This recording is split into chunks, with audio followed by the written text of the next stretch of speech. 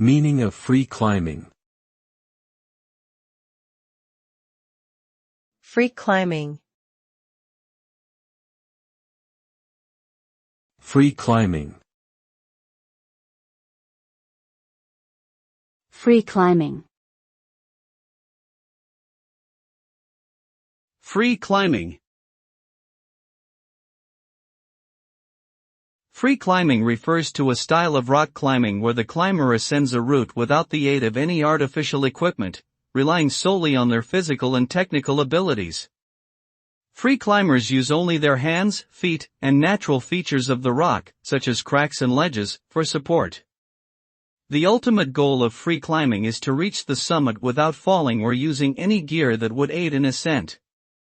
This style of climbing demands incredible strength, endurance, and mental focus.